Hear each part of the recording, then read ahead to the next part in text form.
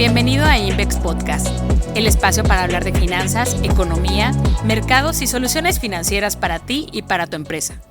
Hola, soy Santiago Lisiaga, economista junior de Invex, y hoy estoy con Montserrat y Giselle para platicar sobre las implicaciones en la economía y los mercados de un posible triunfo de Kamala Harris en las próximas elecciones presidenciales de Estados Unidos y analizar un poco más sobre su agenda política. Hola, soy Giselle Mojica, especialista bursátil, y para mí es un gusto estar en este foro para hablar de un tema que será muy relevante para los mercados. Hola Santiago, Giselle, bienvenidos a todos los que nos escuchan en este podcast.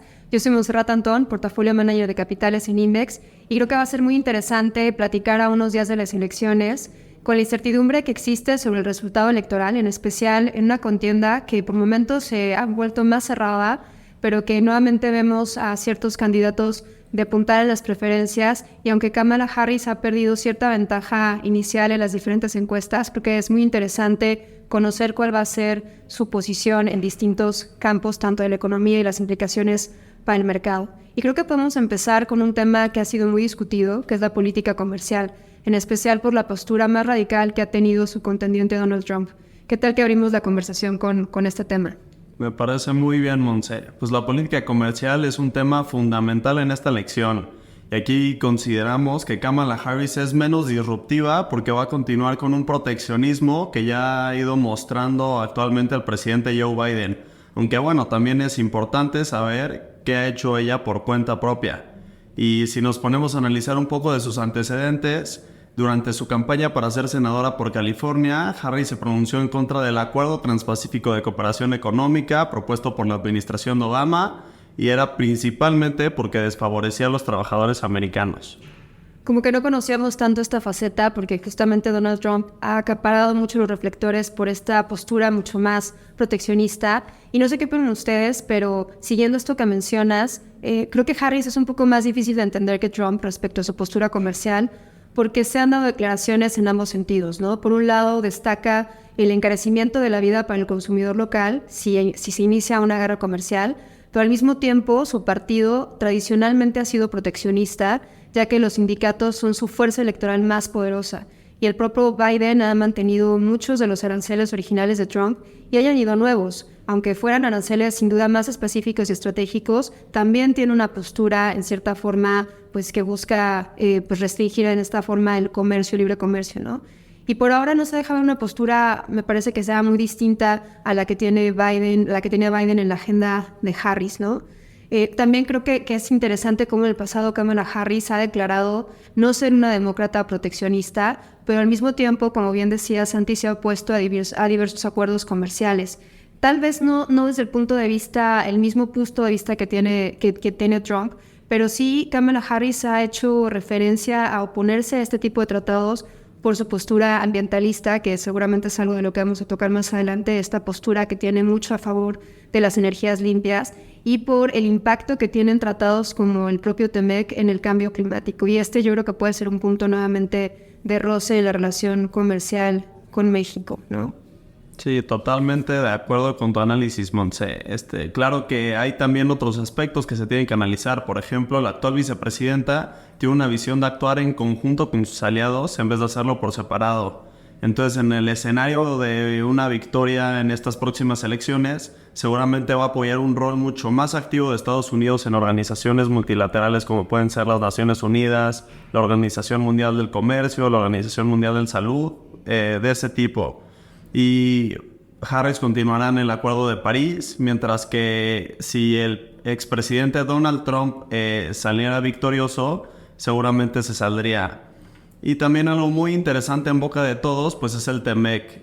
Vale la pena mencionar que Harris fue una de las senadoras que se opuso al USMCA, incluso aunque fue modificado para incluir provisiones adicionales en materia laboral y ambiental, después de negociaciones que fueron entre los demócratas y la administración de Trump. Y pues justificó su oposición porque justamente consideraba que los californianos y los americanos merecían mejores condiciones. Entonces podemos ver en términos generales cómo su política de tratados internacionales tiene un fuerte enfoque en proteccionismo ambiental, en disposiciones sobre cambio climático y en la defensa de los derechos laborales. Y seguramente en la revisión del TEMEC en 2026 va a impulsar esta agenda. De hecho, respecto a lo que menciona Santi, quisiera mencionar que Biden en su primer día de mandato se reincorporó al Acuerdo de París. Esto tras la decisión de Trump de salirse de su gobierno. Muchas personas califican a Kamala como el reemplazo exacto de Biden, ya que sus ideas se alinean a las de él. Pero déjame te digo que Biden dejará la mayor inversión en energía limpia, la regulación para reducir la contaminación de automóviles y centrales eléctricas. También, Harris, mientras fue fiscal del Distrito de San Francisco del 2004 a 2011, creó la Unidad de Justicia Medioambiental para hacer frente a los delitos medioambientales. Oye, Gis, entonces parece que Harris tiene una postura mucho más verde de la de Trump, ¿no? Aunque muchas veces se ha sabido que Trump le ha acusado de no ser legal a su postura ambientalista. ¿Qué opinas sobre eso? Creo que te refieres a fracking, Santi, el método de extracción de petróleo que puede contaminar el agua potable y causar microsismos. Respecto a este tema, te comento que algunos medios señalaron que Kamala no estaba tan en contra, pues en algunos estados donde la industria de gas y petróleo emplean gente, mantuvo una postura de mayor cautela en busca de votos. En contraste, la candidata anunció que Estados Unidos aportará $3,000 millones para la financiación climática internacional en la reunión en los Emiratos Árabes donde se celebró la cumbre climática. Ello buscando restablecer la confianza en las negociaciones de muchos países en desarrollo, que ven como durante años las naciones más ricas han ido incumpliendo también sus propuestas de financiación. Asimismo, Harris continuará la estrategia de Biden de construir 500,000 estaciones de carga de vehículos eléctricos en todo el país y disminuir el costo de esos autos con el objetivo de poder transformar la industria automotriz.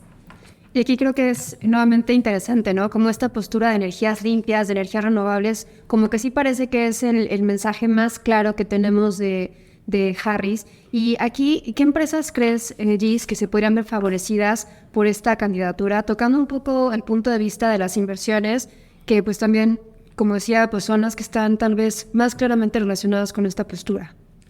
Claro, Monse, pues mira, definitivamente serían las empresas del sector automotriz como Tesla, Ford, BMW, General Motors, entre otras. Con Harris en la presidencia veríamos un gobierno mucho más verde al de Biden. También quisiera destacar que para el caso de México, Sheinbaum y Harris se emplazaron también a trabajar juntas para luchar contra la crisis climática e impulsar las energías renovables en la región. Estados Unidos confía que Sheinbaum, científica de profesión, esté más abierta a potenciar las energías renovables que su antecesor López Obrador, un fiel defensor de los combustibles fósiles. Y creo que está bastante interesante como, aunque estamos hablando de un tema de política en Estados Unidos, estamos viendo cómo va a tener muchas ramificaciones e incidencias en México, evidentemente, y probablemente es lo que a la audiencia más le interesa conocer, ¿no? Lo decíamos hace un momento en la relación comercial y todo este mensaje que nos señalaba Santi de que aunque podríamos pensar que con Harris podríamos tener una negociación más tranquila del TEMEC, parecería que no necesariamente va a ser así. Y por otro lado, esto que mencionas allí es sumamente interesante de cómo podrá tener una ideología tal vez más cercana con la presidenta Sheinbaum en un tema nuevamente crucial para su agenda como es el ambiental. Y creo que hay muchas otras ramificaciones que podríamos empezar a también a centrarnos en ellas, de lo que va a implicar un posible triunfo de Kamala en México. Y un tema bien relevante es el tema de las inversiones, ¿no? Las inversiones en activos fijos, en donde parecería, y que podríamos descartar que existan cambios disruptivos, me parece, al menos no es algo que se contempla en el escenario base, y con una narrativa que me parece es menos tajante que la que en su momento ha tenido Donald Trump, o con una política fiscal que tampoco sea tan proteccionista y que pueda ahuyentar las inversiones en otras regiones para traerlas hacia Estados Unidos, ¿no? Y creo que también esto es un punto muy importante porque podría ser un contrapeso en momentos en donde existe una percepción de riesgo importante en nuestro país y que también se ha centrado mucho tanto la agenda de Donald Trump como Harris en qué va a implicar en temas de nearshoring en México. No sé si recuerden, pero hace unos meses esta narrativa pues era muy potente y fijaba una expectativa muy importante como un catalizador para el crecimiento en México y también muy puntual para el mercado accionario, ¿no? Y haciendo referencia también al tema de las inversiones en bolsa. Y aquí incluso vimos emisoras que se favorecieron de forma importante, como fue el caso de las fibras industriales, e incluso algunos en donde la relación no era tan directa como podría ser OMA, este grupo aeroportuario, por los aeropuertos que justamente se administran en el norte del país, o con Banbajío, este grupo financiero, por la expectativa que existía de un mayor financiamiento de empresas en el Bajío. Y creo que aquí, pues sin duda es importante esta postura que puede existir en temas de inversión, pero también cómo puede estar la relación comercial con México, no solamente, pero también la que pueda tener con China, ¿no crees, Santi? Por supuesto, Monse, y es un tema que últimamente se ha estado hablando muchísimo de la guerra comercial entre este gigante asiático y Estados Unidos. Kamala Harris en este tema preciso tendría una postura restrictiva, como lo hemos estado viendo actualmente con el presidente Joe Biden, pero en contraste sería menos radical que la postura de Donald Trump. Pues de Trump hemos visto sus últimas propuestas de cómo está buscando esta postura comercial mucho más restrictiva, y en cambio lo que haría la actual vicepresidenta sería un ataque más por partes, no uno total.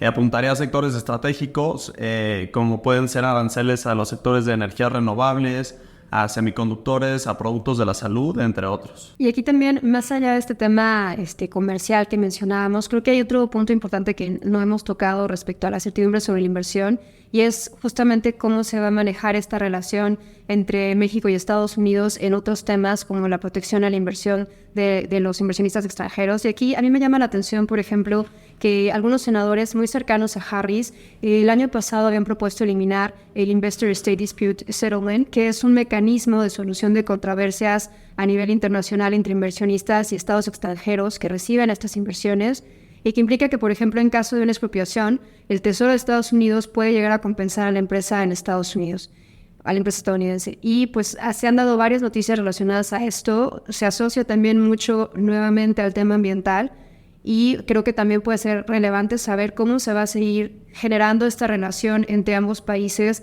para generar un poco más de entusiasmo porque exista una mayor inversión extranjera, definitivamente muy importante por empresas americanas en nuestro país, ¿no? Sí, definitivamente, Monse. Tema importantísimo, y también otro que tenemos que abordar sí o sí, que tiene muchas correlaciones, es el déficit fiscal, ¿no?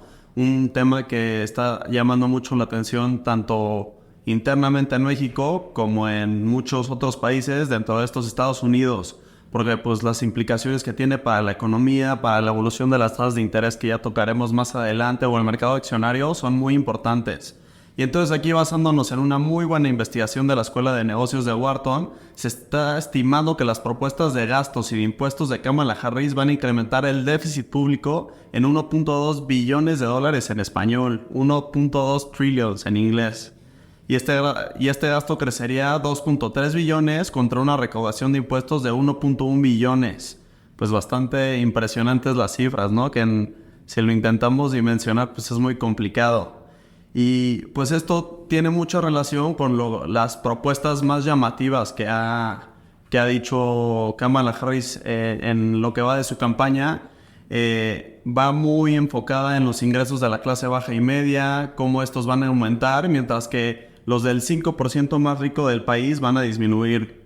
Por ejemplo, con propuestas como el aumento del impuesto corporativo, esto que Trump tiene una postura y Kamala Harris tiene otra completamente diferente. La actual vicepresidenta busca que este impuesto que pagan las empresas por sus ingresos suban de 21 a 28%. Recordemos que Trump lo disminuyó del 35 al 21% en 2017. Entonces ahí podemos ver una parte de su postura. Otra puede ser con los beneficios para la clase baja y la clase media, que puede ser un apoyo de $25,000 a los que compren su primera vivienda, o aumentar el desgravamen fiscal por hijo para que no se paguen tantos impuestos en estos casos. Uno último puede ser una deducción fiscal de $50,000 para las nuevas pequeñas empresas, 10 veces mayor a la desgravación existente. Entonces podemos ver cómo Kamala Harris está enfocada en apuntar a este sector de la sociedad. Oye, Santi, yo creo que este tema del déficit fiscal se ha vuelto mucho más importante en los últimos días, y hay mucho más foco de los inversionistas en cómo tanto las posturas que puedan tener Kamala por esta decisión o esta iniciativa que tiene por dar más apoyos a las personas, o por Trump para reducir de forma importante los impuestos a distintas corporaciones, cómo estas dos posturas que puedan tener va a ser un factor que puede llegar a complicar mucho la tarea que ha hecho el Fed en los últimos meses para controlar la inflación y para ver lo que está esperando el mercado, que es un nivel menor de tasas de interés, ¿no? Y la postura que puedan tener estos dos candidatos en el déficit, sin duda va a impactar estas variables que son sumamente importantes para la economía y para los mercados, tal vez que pueden ser hasta más relevantes por momentos de la propia contienda electoral. Sí, definitivamente. Entonces, pues vámonos por partes, ¿no? Para entrarle a esto de todas las variables económicas o indicadores que se ven afectados. Sobre la inflación hay dos acontecimientos geopolíticos que hoy en día están provocando presiones, principalmente en el componente no subyacente, que es donde se incluyen los precios de las energías y de los alimentos perecederos. Seguramente la audiencia los tiene muy claros, que son el conflicto entre Rusia y Ucrania y la guerra en Medio Oriente. Primero, la postura de Kamala en la invasión a Ucrania es contundente, ve a Rusia como un enemigo. Por ejemplo, en 2019 hizo acusaciones a los rusos de usar racismo y de buscar divisiones de razas para que se desequilibrara el poder en las elecciones de 2016. O también podemos hablar sobre cómo ha tenido una postura pro-Ucrania desde el inicio del conflicto. Y pues han sido varias sus afirmaciones públicas en donde dice que el mundo debe de darle una respuesta a este acto de agresión que está haciendo Rusia contra Ucrania. Entonces, como Joe Biden, Kamala va a continuar sancionando económicamente a Rusia. Sí, seguramente este conflicto se va a prolongar y va a provocar presiones a los precios especialmente de granos y metales como el trigo, el maíz, el aluminio, el níquel, entre otros, y que incluso hemos visto a las empresas en México. También continuará el incremento de precios en los costos de transportación a partir de rutas marítimas y aéreas que ya no se pueden recorrer como antes. Eso extiende la distancia, teniendo que elevar los costos, por ejemplo, de combustible. Entonces, persistirá presiones al alza en inflación. También seguirán altos los precios de transportación por la necesidad de usar rutas alternas. Por otro lado, quisiera mencionar, con relación al conflicto entre Israel y Hamas, Harris ha hecho énfasis en que Israel tiene derecho a defenderse, pero ha tenido una postura más humana, por así decirlo, ante las víctimas de Gaza. Mientras que Biden ha roto la base demócrata en este tema por una falta de contundencia, en una postura definida. Ahí surge un área de oportunidad para Kamala. Puede usar la unión de la base demócrata para impulsar esfuerzos de un cese al fuego, o podría mantener mayores presiones a Israel. Una menor tensión en el conflicto disminuiría el precio del petróleo, así como los costos de transportación que se han incrementado debido a la necesidad de usar rutas alternas para mover productos en el mar. Y claro que suena muy bien solamente con decirlo, pero pues para nada va a ser sencillo, porque tanto demócratas como republicanos apoyan ampliamente la campaña de Israel. Israel es el mayor receptor de apoyo, tanto económico como militar, de Estados Unidos. Y hay un dato muy impresionante, que es que desde su fundación ha recibido $310 mil millones para asistencia económica y militar. Por eso la integración de ambas cámaras también en esta elección va a ser muy importante. Oye, Santi, y hablamos justo de la inflación, hicimos un muy buen recuento de cómo va a impactar eso otros factores, ¿no? Que no están tan relacionados con necesariamente el déficit y demás. Yo te preguntaba, oye, ¿qué va a pasar con todo esto que está ocurriendo en estas candidaturas, con el actuar que podrá ejercer el FED hacia adelante en esta lucha que ha hecho por varios meses para controlar la inflación? ¿Y qué podríamos esperar que ocurra con el Banco Central de Estados Unidos también bajo un mandato de Harris? Pues aquí son polos opuestos entre los dos candidatos para la presidencia, porque una victoria de Kamala Harris significaría un completo respeto hacia la independencia del Instituto Central. Ya han habido declaraciones en donde Harris se pronuncia en contra de todo lo que ha promovido Trump sobre no respetar la independencia del FED, sobre cómo debería haber más intervencionismo y más participación por parte del presidente. Entonces con Kamala sería todo lo contrario. Por ejemplo, el presidente del FED, Jerome Powell, va a finalizar su periodo como presidente en 2026 y deja de ser gobernador en 2028. Entonces, ante una victoria de Harris, ambos plazos serían 100% respetados. Oye, ya hemos tocado el tema central que todos los clientes nos preguntan. ¿Qué va a pasar con el tipo de cambio? Tema también muy hablado. Con Kamala Harris, el FED seguramente va a reducir menos las tasas que Trump por el respeto a la independencia de la Reserva Federal. Perdería menos valor frente a otras monedas el dólar. Y es que si Kamala Harris gana, no se va a meter tanto, o por lo menos no se va a meter como Trump dice, con las decisiones de política monetaria, por lo que el Banco Central va a continuar en línea con lo que está esperando por el mercado. Una trayectoria sí descendente de recortes, pero que sería en menor grado a una victoria de Trump. Entonces, la afectación al dólar sería considerablemente menor a lo que veríamos con Donald Trump. ¿Y qué hay de su compañero de fórmula, Sandy? No hemos tocado ese tema. ¿Qué opinas de la elección de Tim Walz como candidato a la vicepresidencia? Pues tema muy sorpresivo, muy polémico al principio, porque se esperaba que eligiera a alguien que pudiera ayudar a Kamala en alguno de estos estados columpio, que al final son los que deciden la elección presidencial. Pero en estos meses se le han notado grandes cualidades a Walz, ¿no? E incluso ha dicho que se aplicó el axioma político de no hacer daño. Entonces, por ejemplo, pudo haber escogido perfectamente a Josh Shapiro, que es el actual gobernador de Pensilvania, que sí es un estado columpio, pero Shapiro ha sido alguien polémico por temas como sus declaraciones del conflicto de Israel, así que mejor Harris decidió irse a la segura.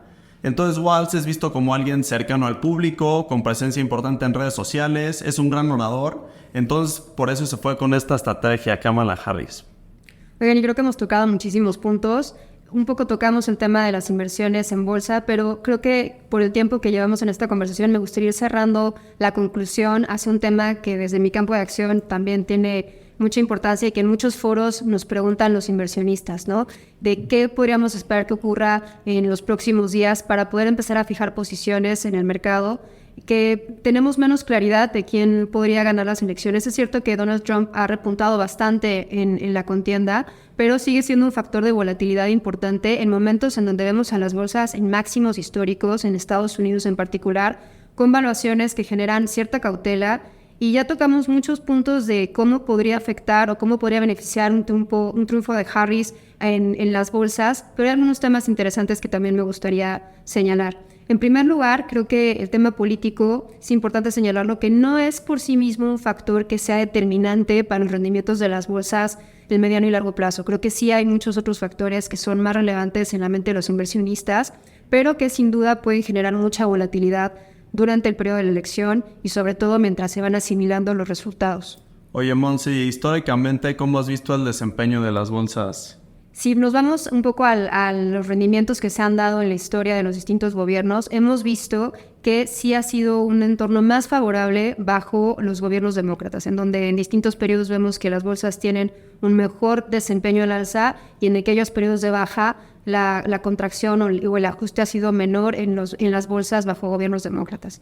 Pero la verdad es que esto no es una garantía de que vuelva a ocurrir. Hay muchas otras variables que influyen durante distintos periodos que se analizan en este sentido y muchas otras variables que pueden influir más que solo el factor político, ¿no? Como les decía o como te decía hace un momento, Santi, la atención está en gran medida centrada en el Fed, en empresas de gran capitalización, la concentración del mercado que ha existido y que ha distorsionado mucho los rendimientos. Y probablemente eso siga siendo un factor central. Aunque también, como les decía, pues puede haber oportunidades para posicionarse en distintos sectores o en distintos campos del mercado, dependiendo quién pueda ser el ganador. Y aquí yo creo que el trade Trump era mucho más claro y era mucho más viable de entender cómo trasladarlo a un portafolio de inversión. El trade Harris me parece que es más complejo. A reserva de este tema que hemos tocado mucho, que es la parte de energías limpias, no se ve tan claramente otros espectros del mercado en donde pueda ser beneficioso la postura que tiene Harris, más clara en ciertos aspectos. También se ha hablado mucho de que podría darse una menor regulación al sector tecnología, que dicho sea de paso, pues es el que ha sido el estrella del mercado en este año. Y esto por los vínculos que puede tener la propia candidata Kamala Harris con empresas de tecnología por sus posiciones previas como funcionaria en California.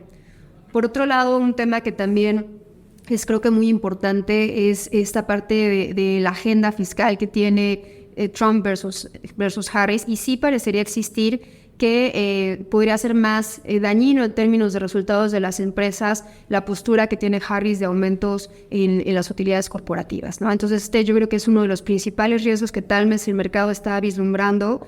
Es cierto que podría hacerse contrapeso con toda esta política de apoyo para incentivar un poco el consumo y todos los apoyos sociales que pueda implementar la candidata, pero no necesariamente ser un contrapeso por completo al efecto que tendría una mayor carga fiscal en las utilidades de las empresas, ¿no? Y bueno, para finalizar, a mí me gustaría agregar que sin duda nos esperan días importantes que pueden incidir en el ánimo de los inversionistas, tanto en Estados Unidos como en México. También tocamos puntos muy interesantes en esta sesión. Creo que el tiempo se ha extendido. Habrá que reunirnos en unos días para evaluar el resultado electoral y que tanto en lo que hoy está en campaña se traslada a la agenda del que resulte ganador.